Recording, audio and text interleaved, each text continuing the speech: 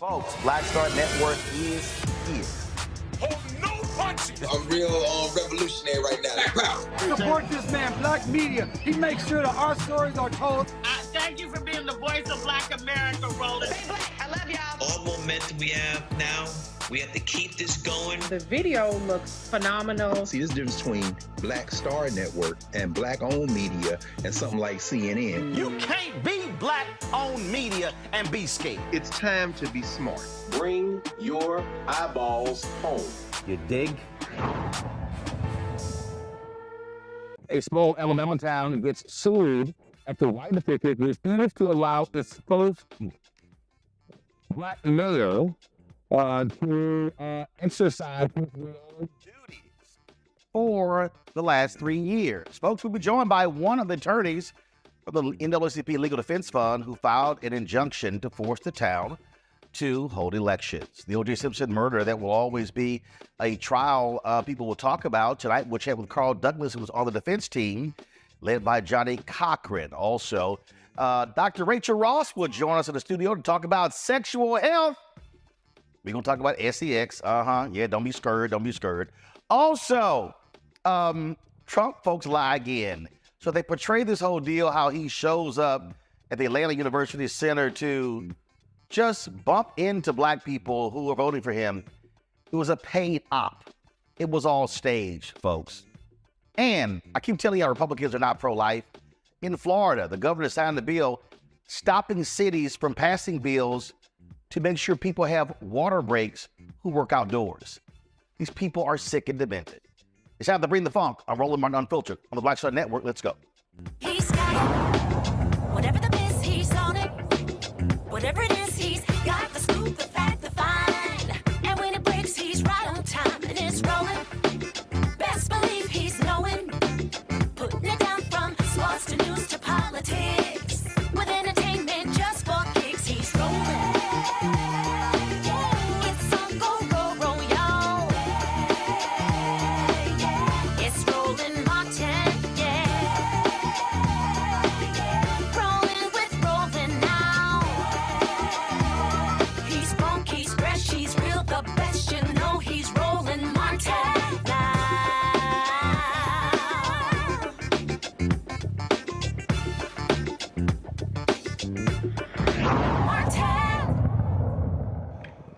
The first elected and first Black mayor in Newbern, Alabama, has not been able to carry out his duties, leaving the town because white folks there have blocked him from taking his seat for 3 years. Patrick Braxton assumed office by default in 2020 when he filed for office, and no one else, including the incumbent, did the same. Previous Newbern mayors had been appointed or ran unopposed, with several serving for more than 10 years. Many residents did not know they were even allowed to have elections.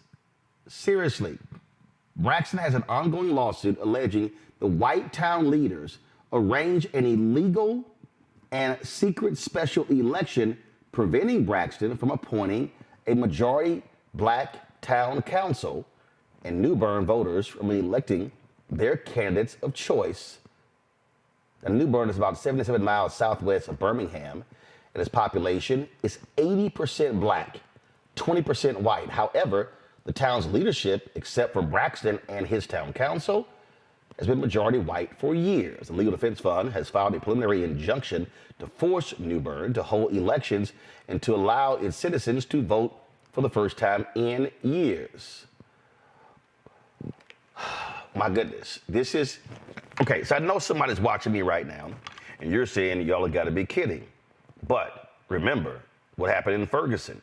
Same thing, 6-7% Black, and for the longest they didn't have a Black mayor.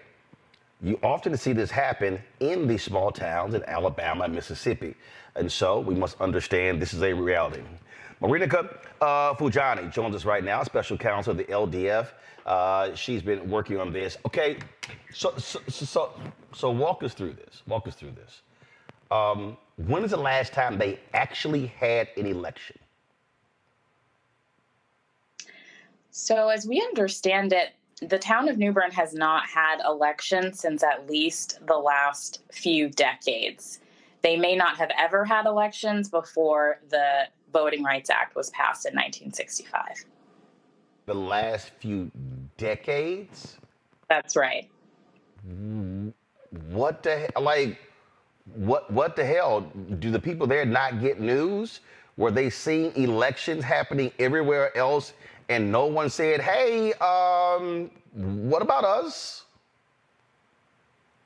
So, what's been happening is that different white residents of the town have been appointing themselves and other white residents that they know to the positions of town council member and mayor.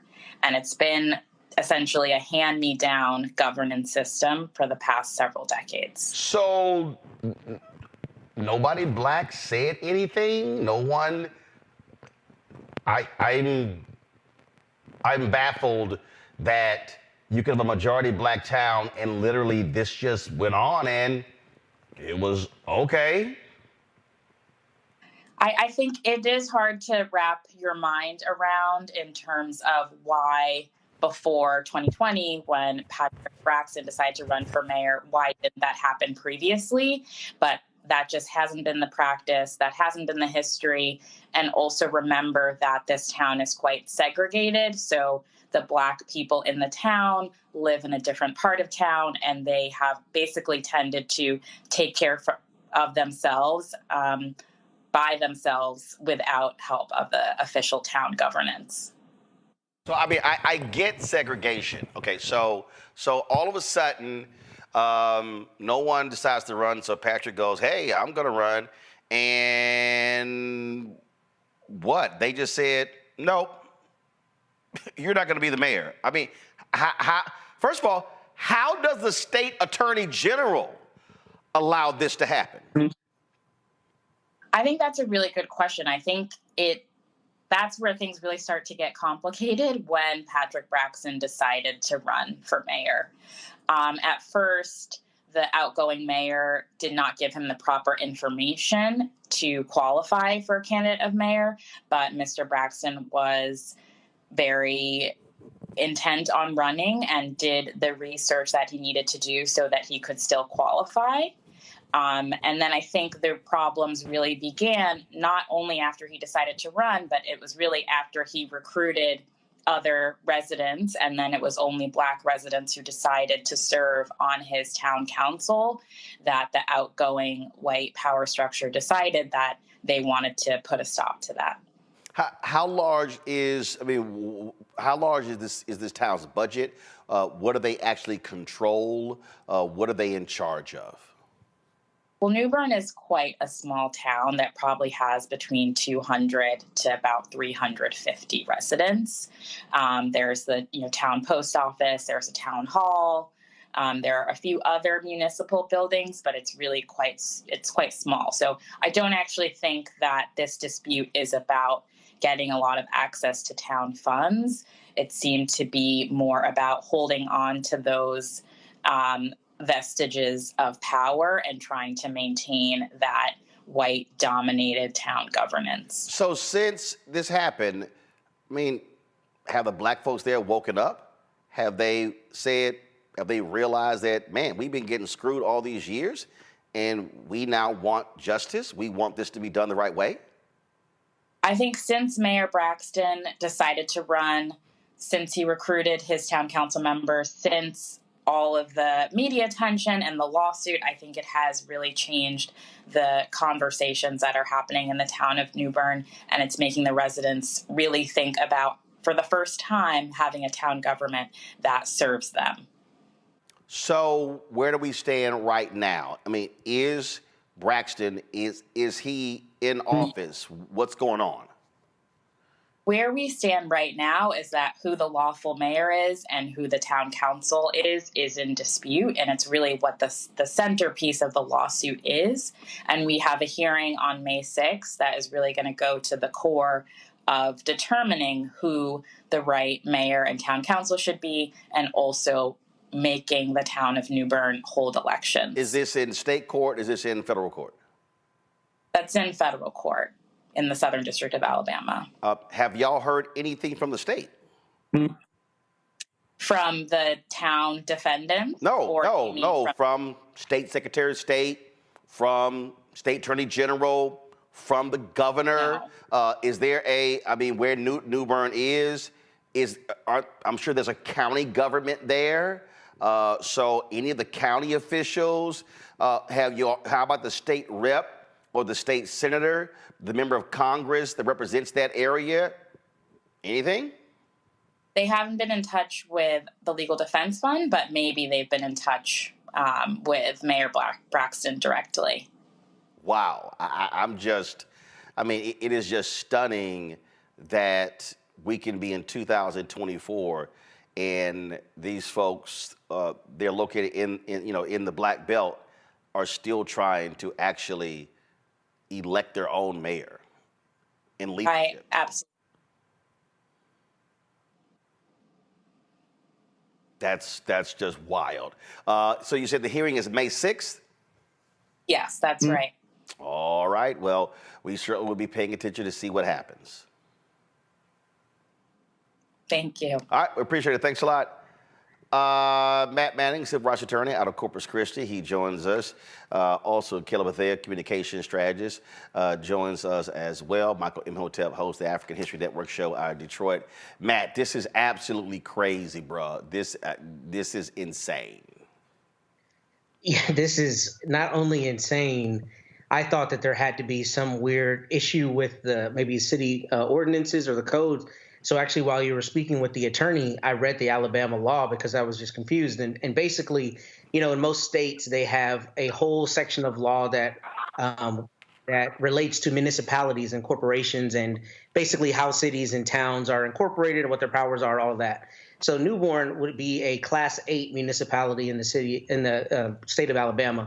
And the reason I mention that is because oftentimes there are gaps when they're very small cities and towns in terms of their ability to just govern themselves. So I thought maybe they had some kind of weird law that allowed the mayor to appoint everybody on the city council and some of the stuff I read in advance of this segment. But getting down to it, this is out and out racism and out and out preservation of power, because the Alabama codes, as it relates to even Class 8 municipalities, talks all up and through about elections. So the fact that there haven't been elections here, I think is proof positive that there's clearly been a very caustic power dynamic, and there's been a power dynamic where even among 350 some odd people, the Black people there have been cordoned off and been rendered unable to participate fully in their democracy. So I'm hoping that the federal judge sees this as just a per se, you are being divested of your 15th Amendment right to vote. You're being divested of your right to be a fully participative citizen. And hopefully he or she, not only issues the injunction, but makes sure that the people of Newbern actually get to have a voice. This is crazy, Kelly. Just crazy.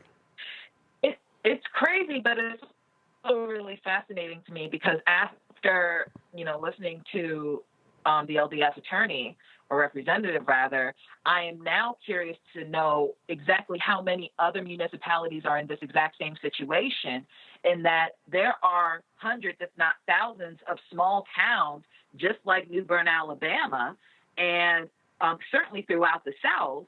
I wonder just how many are in a similar or exact same predicament, in that there are no elections because the town is so small, and I'm assuming the demographic is relatively older. Usually small towns of this size, we're talking about people who have been there their entire lives, don't really, venture out and then come back. We're talking about people who have been there and have stayed there their entire lives, residents who, are pretty much used to how things are and aren't necessarily exposed to how things can be or are currently in the rest of the state, rest of the country, and beyond. So I think certainly the white residents of Newbern know and take advantage of that. And not only is that disgraceful, I think it really does need to be explored by the DOJ, because this is, in my opinion, an even bigger issue. Michael. Yeah, Roland, I know some people act surprised by this, but This doesn't surprise me at all, especially if you understand the history of Alabama. No, you look at the Alabama State Constitution in 1901, okay, that codified white supremacy. And that's not me saying that. That's the Encyclopedia of Alabama. When you go research it, they instituted poll taxes and literacy tests to suppress the African-American vote.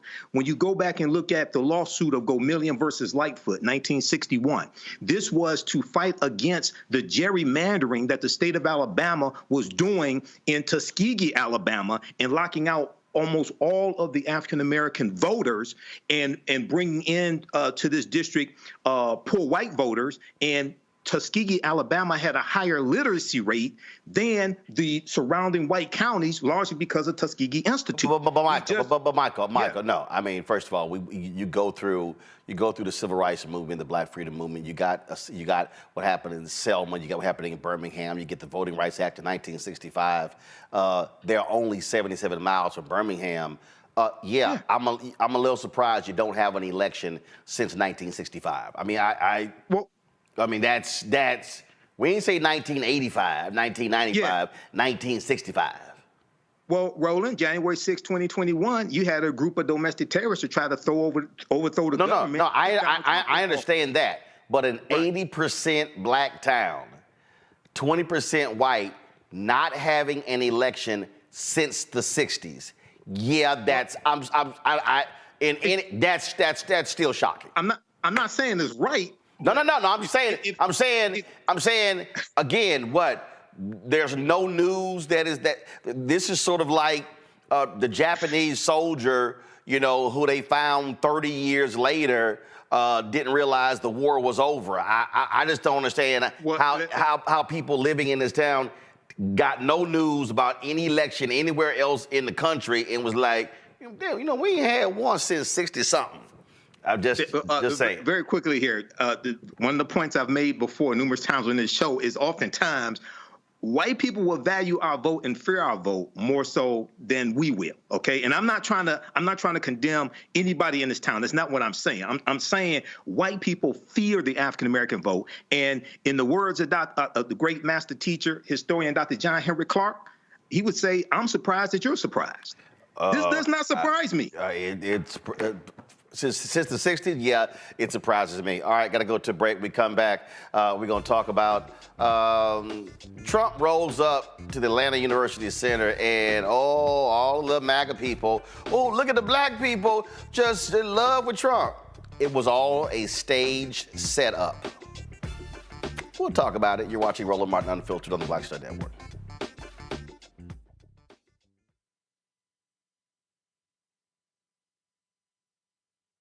Fanbase is pioneering a new era of social media for the creator economy.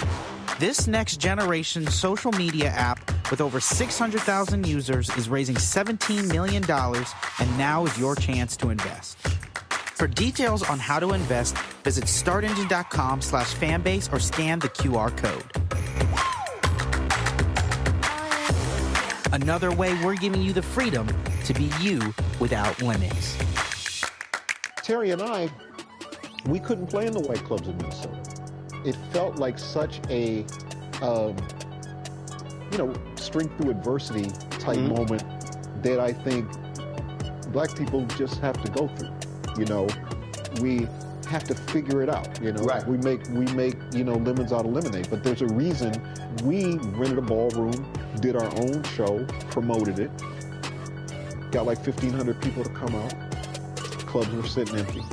They were like, "Where's everybody at?" And I said, "They're down watching the band you wouldn't hire." So it taught us not only that we had the talent of musicians, but we also had to have the talent of entrepreneurship. It wasn't like a seat at the table. It's like, no, let's build the table. That's right. We got to build the table. And, that's right. And that was the thing. And of course, after that, we got all kinds of offers. Of course. Right, to come play in the clubs. But we didn't do it. We said, "No, we're good. No, we're good. We're good." And that's what put us on a path of national.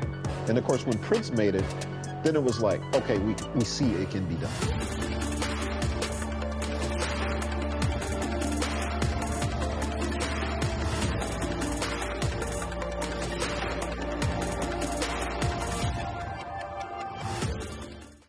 what's up? Geek Totally in the place to be. Got kicked out your mama's university, creator and executive producer of Fat Tuesdays, an air hip-hop comedy. But right now, I'm rolling with Roland Martin, unfiltered, uncut, unplugged, and undamn believable.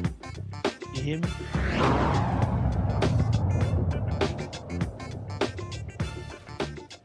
All right, folks, so anytime Donald Trump does anything with black people, we should just automatically assume it's fake. So you've seen the videos, Trump dropping by this Chick-fil-A in the Atlanta University Center, and he gives this black woman a hug, and oh Lord, MAGA has been just excited, and oh, look at the black people just loving on Trump, and look at this here. So here's one of the videos. They were like, look who popped by the AUC, and while he was in Atlanta. Let me start this over so I can play it for y'all, because it's actually, to me, it's pretty hilarious. And I'm gonna pull up in a second, so give me, I'm trying to pull it up. And so again, the way folks have played this is that this was just a surprise visit, and he dropped by, and he's coming by and look, and then of course, folks at Fox News, they love running with it, and that boy Lawrence B. Jones, who ain't never seen a fact he refuses to check. He just, fact checking evades Lawrence B. Jones like a haircut, and so check this out. Watch this here. Thank you, everybody. And if they run a little bit low, give them some extras, okay? Are you the boss? No, sir. Not Come here. Thank you. Thank you very much. You take care of yourself. Thank you, everybody. Thank you. Yeah, come on over here. Come on over. Thank you. We appreciate it. With that beautiful hair. Come on, Malika. Come on. Malika and James, I got your phone. Come on. Go ahead, take it. Come on. Come on. Here we go. In place. Okay. Oh, I gotta go this way. Sitting here, and again, it's like, oh, this is, and then the sister, she's talking about the Atlanta University, talking about, oh, we support you. Folks on social media like, girl, who the hell is we? Who the hell is we? Like, who you speaking about? We support Trump. Well, the folks at Midas Touch, they've been tweeting about this, and they were like, yeah, that was all a lie. Let me show you what they put up. Because they talked about this, saying that what was portrayed as, this impromptu thing, you'll see it right here, breaking. Trump's viral hug at Chick-fil-A was actually with a MAGA operative. It turns out Michaela Montgomery is a political consultant who worked for the Georgia GOP for years and is a city director for Candace Owens' Blexit organization. That sort of blows up that BS nonsense. Kelly? I mean, and I really hope I'm not, being too mean about this, but I have yet to see a group, a singular person or a group of black people around Trump that looks presentable. And by that, I don't mean like respectability politics and politically presentable. I mean, the crusty wig, the ingrown hairs on the beard, the wrinkled shirts, the disheveledness.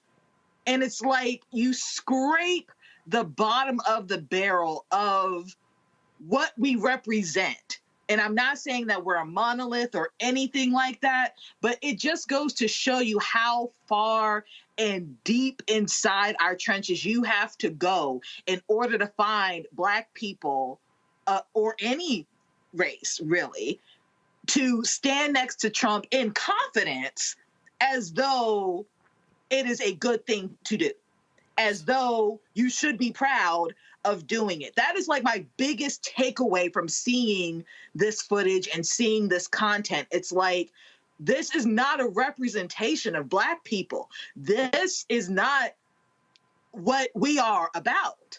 And the pandering that these black people have been doing, the groveling that I see them doing in order to be accepted by this very racist, very bigoted, very ignorant white man.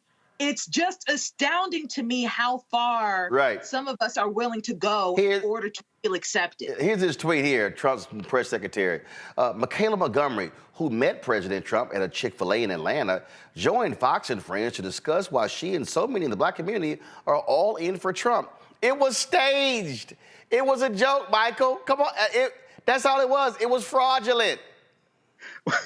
What do you expect from a guy who gained fame from a reality TV show, and he wasn't the one that came up with the phrase "you're fired"? And according to Joanne Reed on MSNBC, it was the producers of The Apprentice who determined who was going to be voted off as well. So this is expected. Remember, 2015, when he came down that escalator at Trump Tower, we found out that those people there cheering for him, many of them were paid to be there. Okay. Then he came to Metro Detroit. I can't remember whether he was in Detroit or a suburb, but recently he was here in Metro Detroit and visited an auto plant. And we found out that, number one, it was a non-union auto plant, number one. Number two, many of those people who were said to be Trump supporters, they were paid to be there as well. So this is what you get. All right, we have to expose this fraud. And I saw that video today on D.L. Hughley's Instagram page. We have to expose this fraud and these grifters and then present the facts and evidence. Proper documentation ends all conversation. But this is what you're going to get. You're going to get more of this from Donald Trump, who's pandering and can't present any policies that are realistic that are going to help African Americans. Now compare that to what Donald Trump and Joe Biden, Kamala Harris have done, especially with student loan forgiveness that continue today. Now, and if y'all want to laugh, if y'all want to see a straight up minstrel show, okay, watch this. On the campaign trail for one voter who got a big hug from Trump at an Atlanta Chick-fil-A while he met with supporters. Watch. I don't care what the media tells you, Mr. Trump. We support you. We love you. Okay, 4 p.m. We've been 4 p.m. Come here, let me give you a hug. Please do.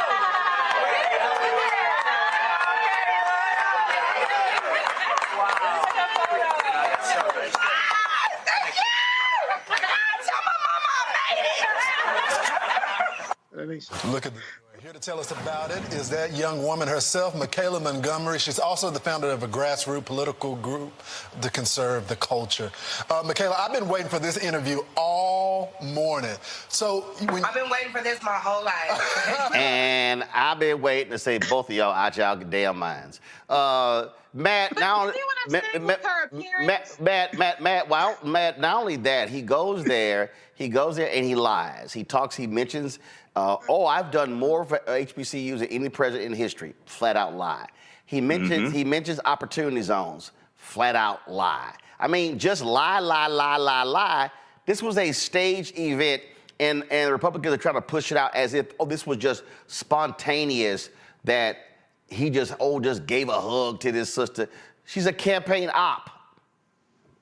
Can I yield my time to Kelly? Because I know Kelly wanted to get something in. I'm happy to yield that before I get. Kelly's still trying to go in her appearance. So we got it. It's not just about appearance, Roland. It's just like, for me, I'm about packaging, right? Even if you're an op, even if you are paid to do something and make it look like something else, look good doing it. I got it. But here's my whole point.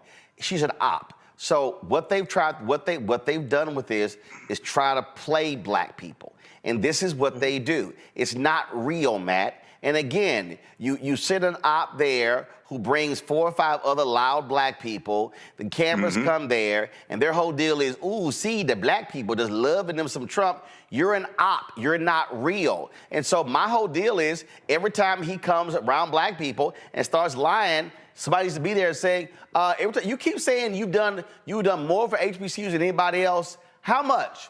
Can you give me the number? Can you tell me what did you do? Opportunity zones. Can you tell me exactly how much of that money went to low-income residents, people of color? Please let me know that. They can't tell you. No, they can't. And that's why right now we need that brother with the viral video. Why you always lying? Why you lying? Right? Notice I saying those partials right. But in any event, first of all, you talking about my man off script. You talk about Scotty. So, yeah, go ahead. Hilarious. That joint had me dying. But in any event, here's the thing. Not only are they lying, it's like we have short memories, because this is the same person who took out a full-page ad calling for the death penalty in response to the exonerated 5.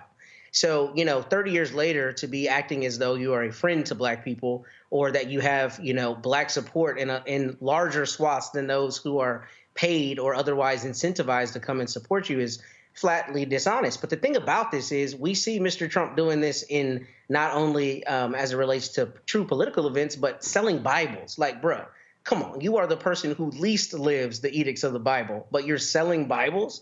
But there's such a large contingent of people out there who just are not daunted by that. And that's the bigger issue here, is that it seems like the Trump team is just emboldened to do and say whatever they want, because there's no real political loss and no political accountability for him continuing to lie. But what I think is especially problematic about this is that, look, black people don't have to be monolithic. We are allowed to have our own individual thoughts, but you should never sell your self-respect in order to get clout.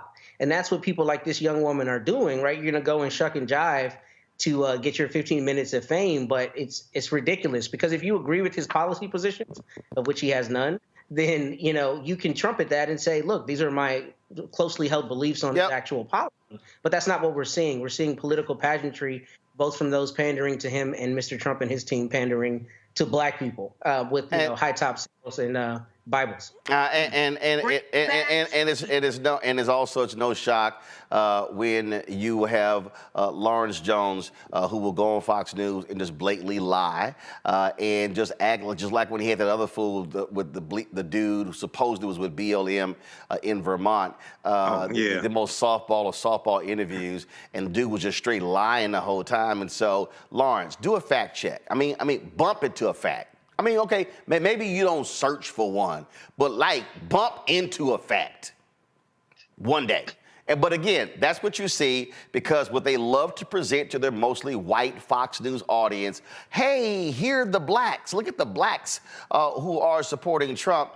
And I'm going to say this here again for the low information voters out there, the people who don't pay any attention, all of y'all who thought these checks were overflowing to the black community when Trump was there, just want to remind y'all that was COVID. Just want to remind y'all of that. So if y'all actually think that Trump is just going to be flowing checks to the black neighborhood if he actually wins, y'all all need to be drug tested, because it ain't happening. And all of you are going to be in for a massive rude awakening when there comes more tax cuts for the rich, and he leaves your broke asses out to dry, like he's done Giuliani, like he's done everybody else who stood with him. But y'all go ahead and play that little game and actually think Trump has your black back. No, he plans on sending your black ass back to somewhere else. Because as he said, why can't we bring in more people from Norway, from Switzerland? What he's saying is white people. Just so y'all know. All right, going to break, we come back. It has been years since the OJ Simpson trial. He's dead, and folks still are fighting over OJ. Did he do it? Did he not do it? Why he keep loving white women? I mean, the online debates to me have been absolutely astounding since news came out about his death on yesterday. Next, we'll chat with Carl Douglas, who was on the legal dream team for OJ Simpson during his double murder trial. You're watching Roland Martin Unfiltered on the Black Star Network. Support us in what we do. Be sure to join the Bring the Funk fan club. Our goal is to get 20,000 of our fans contributing on average $50 each, which will raise $1 million. You can send your check, P.O. Box 57196, Washington, D.C., 20037-0196. Cash App, $RM Unfiltered, PayPal, or Martin Unfiltered. Venmo is RM Unfiltered. Zelle, Roland at RolandSMartin.com. Roland at RolandMartinUnfiltered.com. We'll be right back. Next on The Black Table with me, Greg Carr. The enormous impact of race, education, and affirmative action in America, and how, believe it or not, white America is starting to feel a little bit of the pain. Dr. Natasha Waraku joins us with a case study of one suburban community and how it reacted when the minority students started to excel. Most people didn't say this explicitly, but was that, you know, the academics are getting, standards are getting higher in part because of the Asian kids, and that is making our kids really stressed out. So we need to reduce the amount of homework teachers are allowed to assign. She shares a perspective that you don't want to miss. That's on the next Black Table, only on the Black Star Network. Fanbase is pioneering a new era of social media for the creator economy. This next generation social media app with over 600,000 users is raising $17 million, and now is your chance to invest. For details on how to invest, visit startengine.com/fanbase or scan the QR code. Another way we're giving you the freedom to be you without limits. I am Tommy Davidson. I play Oscar on Proud Family, Louder and Prouder. Right now, I'm rolling with Roland Martin, unfiltered, uncut, unplugged, and undamn believable. You hear me?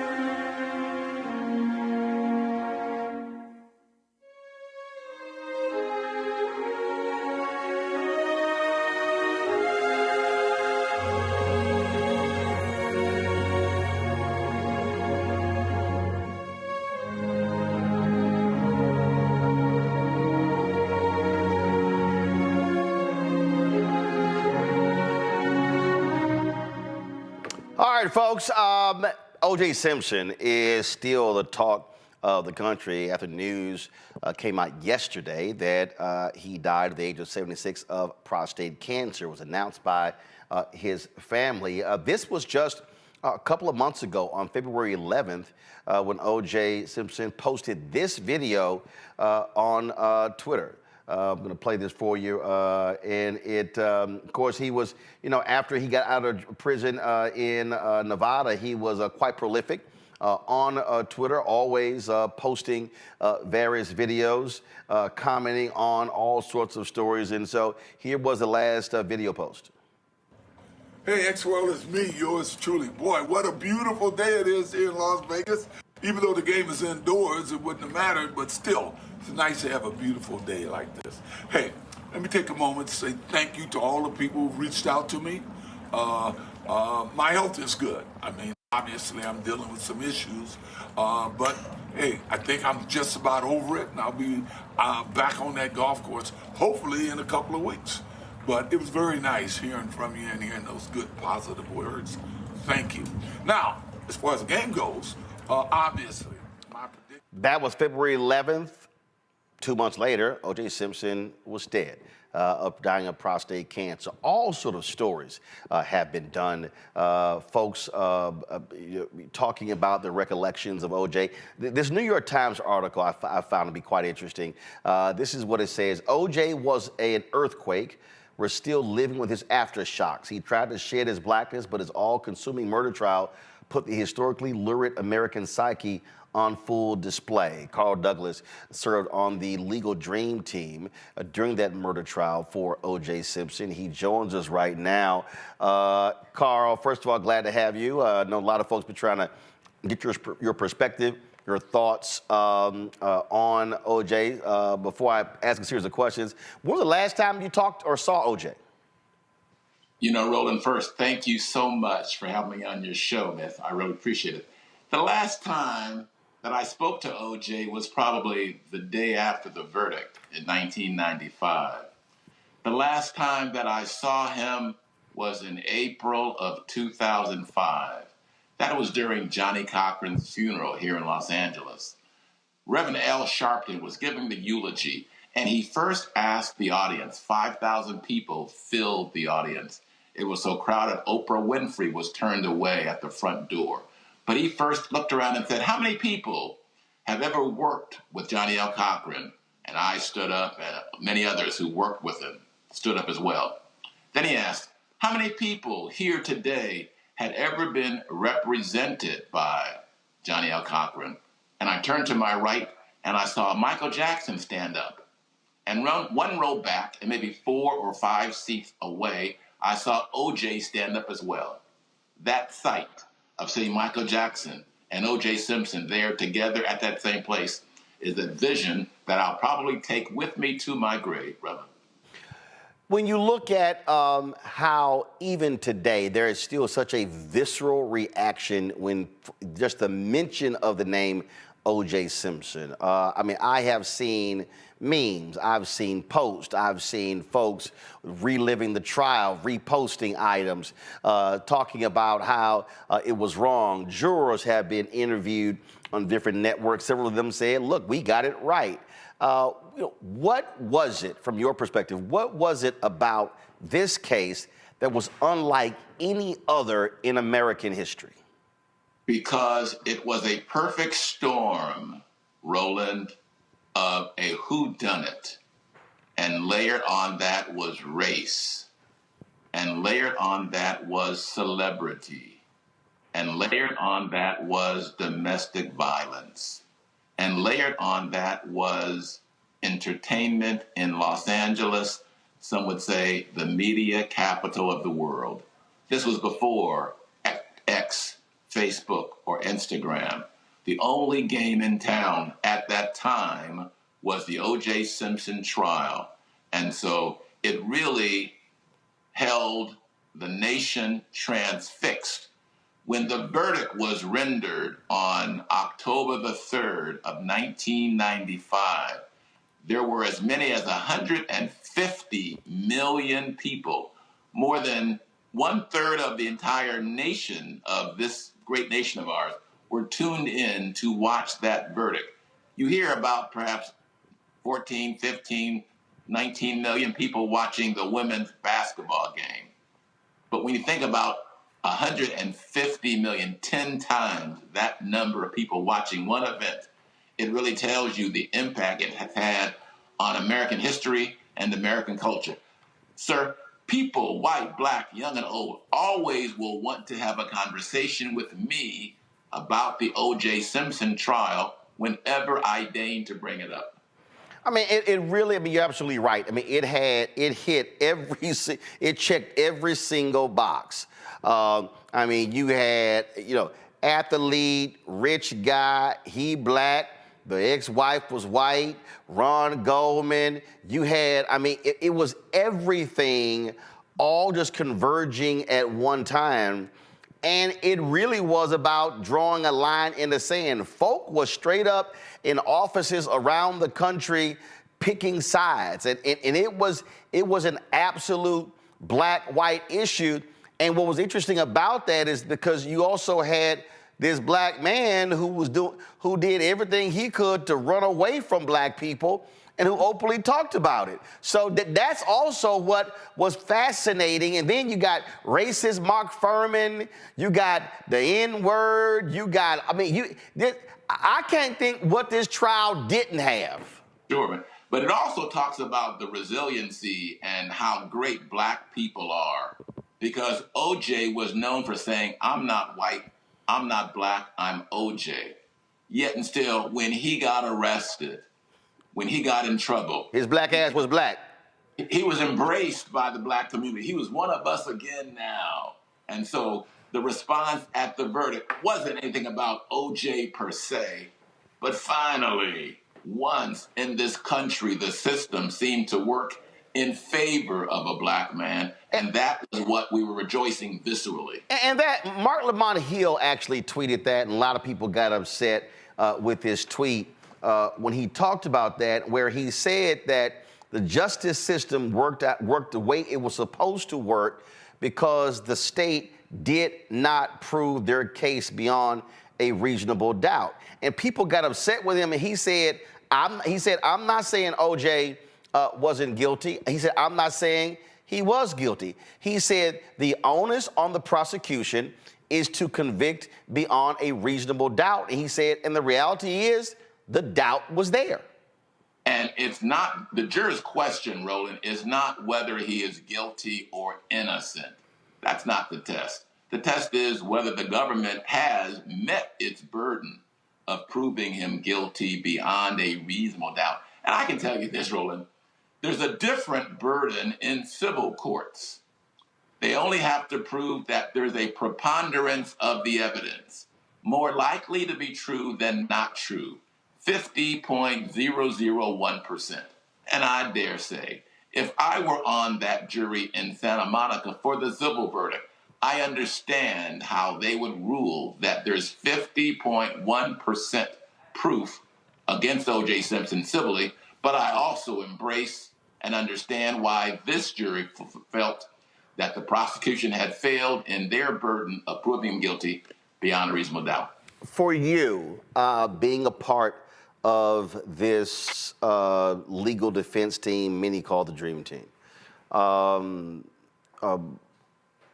what was it like for you being in the midst of it, seeing the stories? Jury was sequestered, but seeing the stories and hearing everything was being talked about, hearing how everybody was being talked about. Then, of course, you had, we've heard these battles between Shapiro and Cochran and who was in charge, and it was like, okay, we got the white lawyers over here and the black lawyers over here. Then you had the F. Lee Bailey who was like, I'm gonna be with the black lawyers, and so you had you had a racial dynamic in the country of the trial.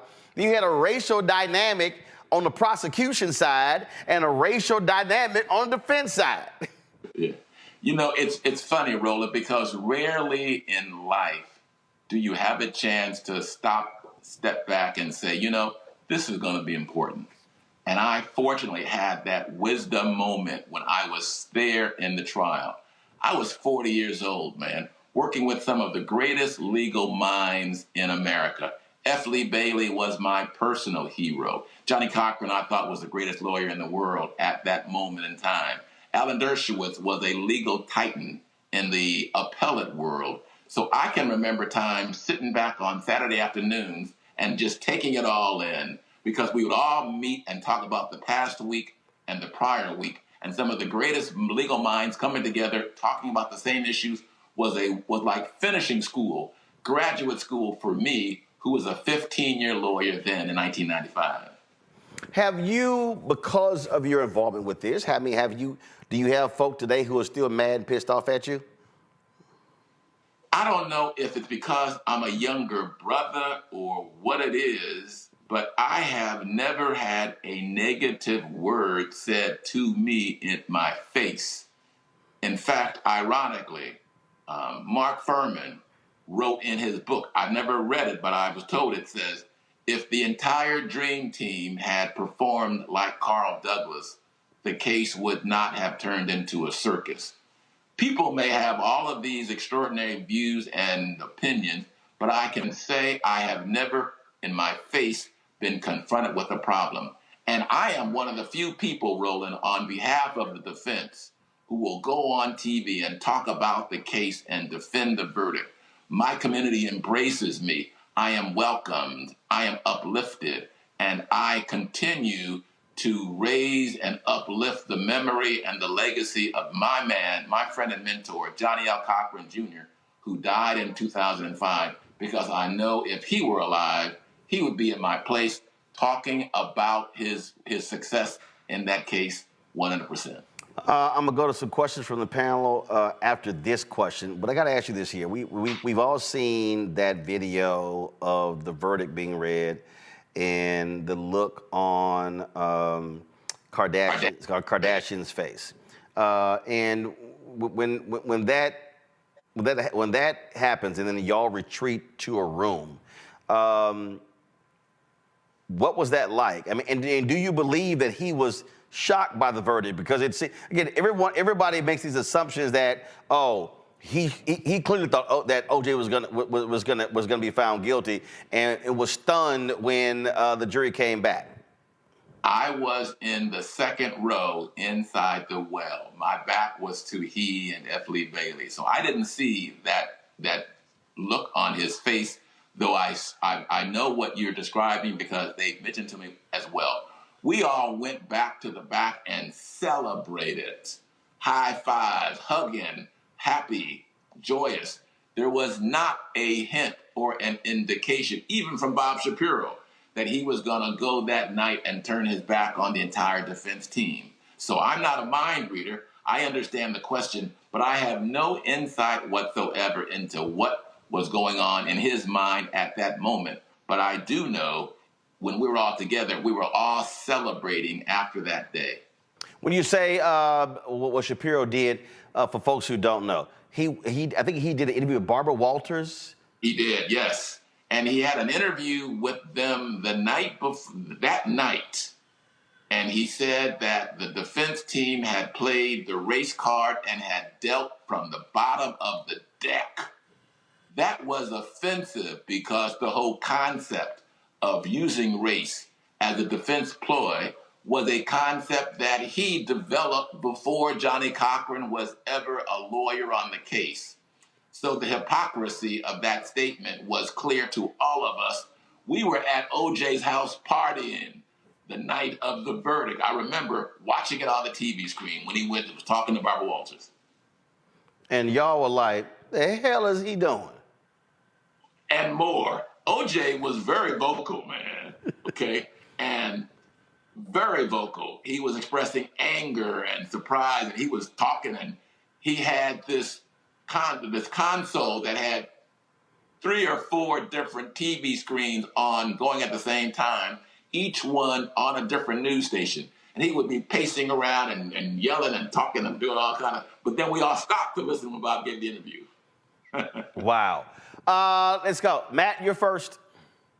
Well, let me first geek out a little bit and say it is an honor to just be on the screen with you, Mr. Douglas. God willing, I have just a fraction of the legacy as a lawyer that you have, and I'm able to be a part of a team as impactful as yours. So let me give you your flowers first. And I don't want you to break privilege, but I'd love to know the answer to this question. So one thing I find as a black lawyer is a lot of times black clients just feel a kinship with me that they may not feel with other people on the team.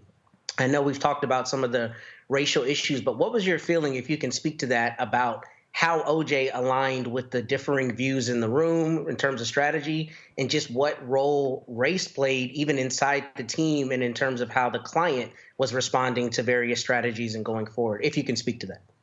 It was amazing, brother, because before that, OJ chose not to see race in his life. He melded well between all racial groups and was probably very comfortable in the white world of Brentwood. At the same time, though, he was a brother from Hunters Point in San Francisco. The brother could talk trash, play bid whist, roll some dice, and be on that level as well. And he became more understanding of the significance of race in the criminal justice system as the case evolved over the course of the many months and years.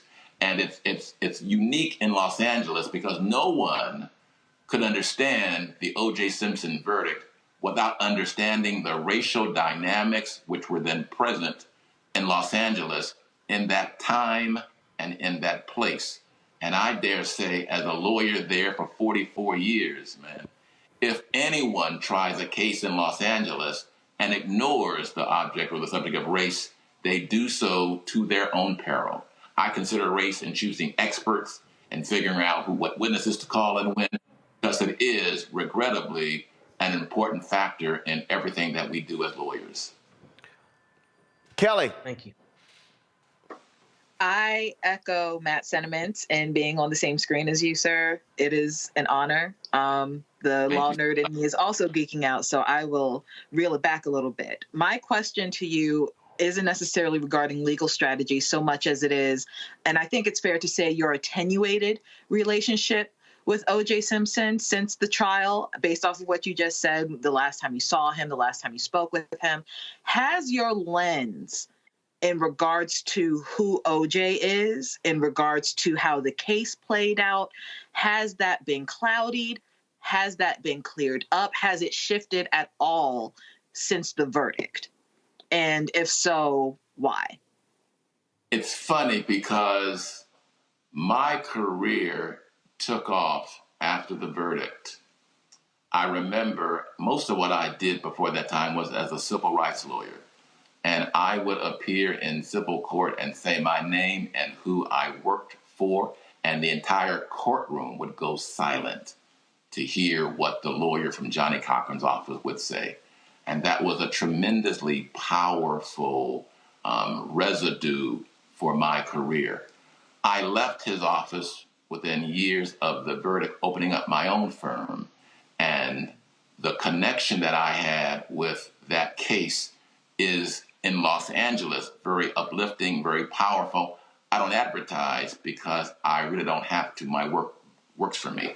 But it is the value of my involvement in that case that has only uplifted me and my career for the 30 years since then.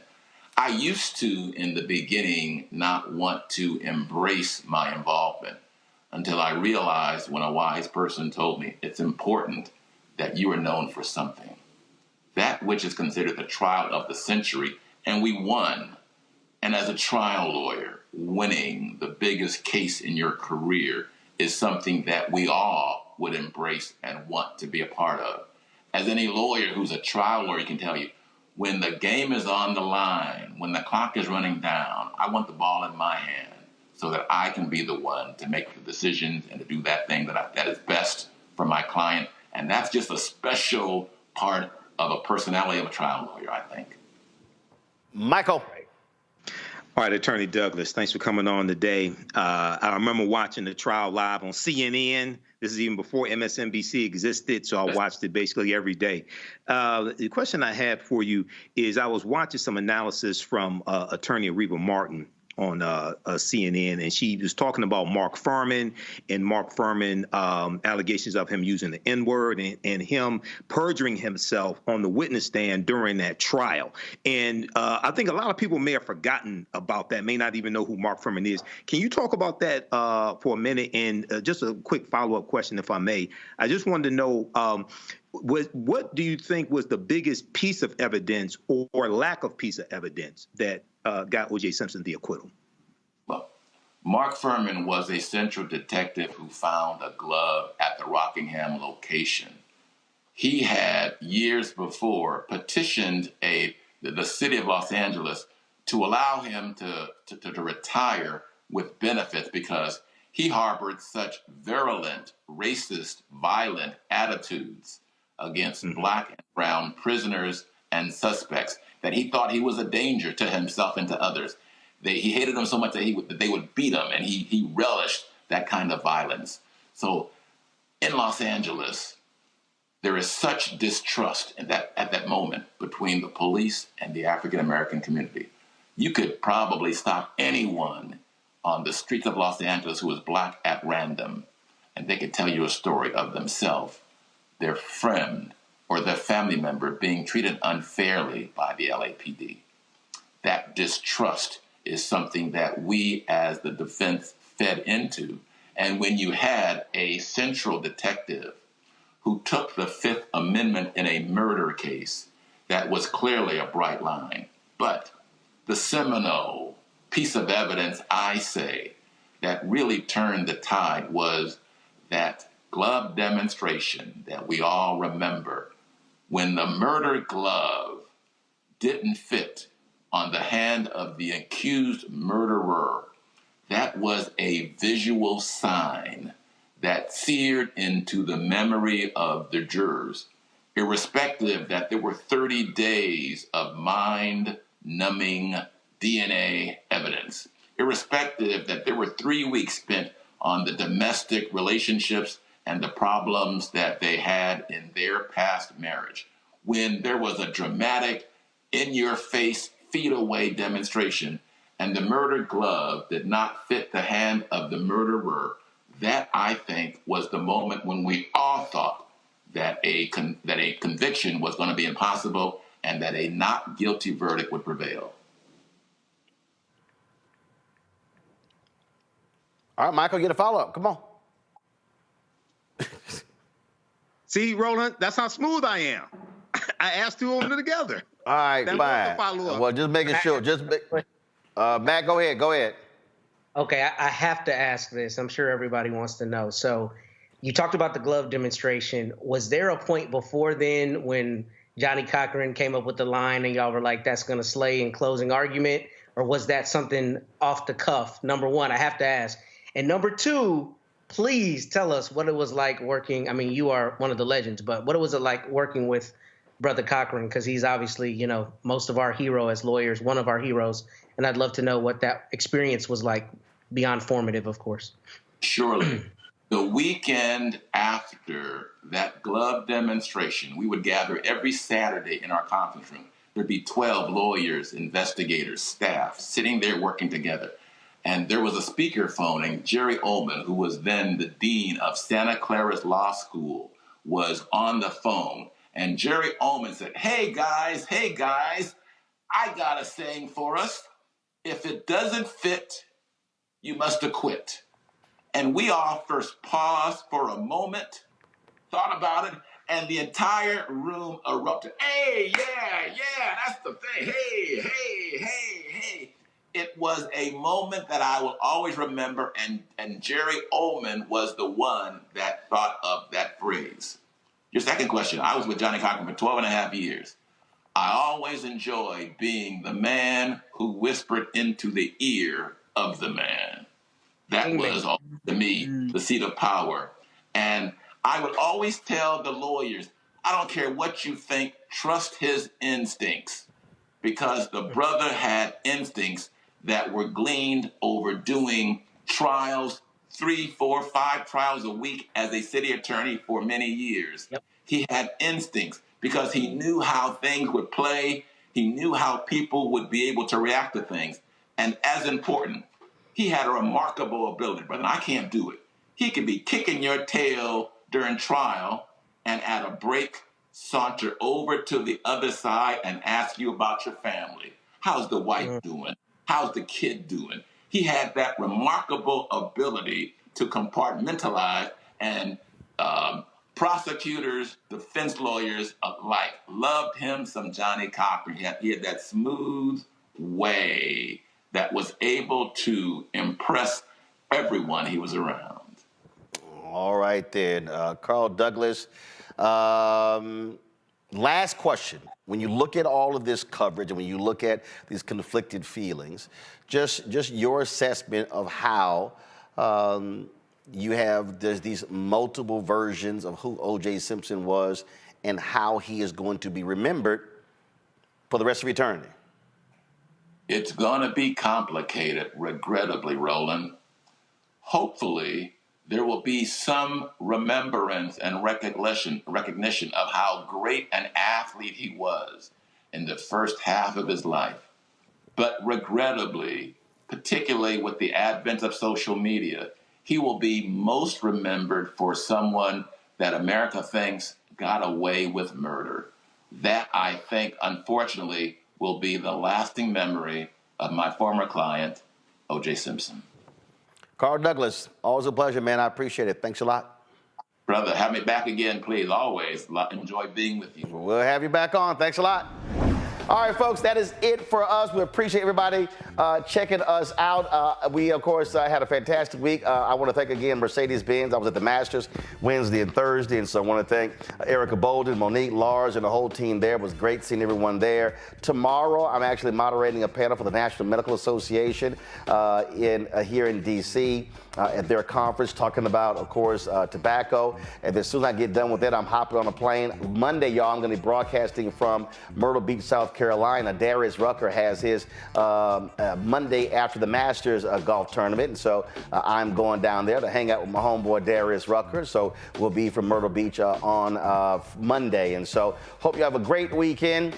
Don't forget, support us in what we do. Look, the information you get here, ain't nobody else doing this here, y'all. They're not having this conversation. Ebony's not doing, Essence is not doing, not the Griot, not Blavity, not Black Enterprise, not Urban One, not Rolling Out. None of these folks. You're only getting it here on Roland Martin Unfiltered and the Black Star Network. And so join our Brina Funk fan club. You can see your check and money order. P.O. Box 57196, Washington, D.C. 20037-0196.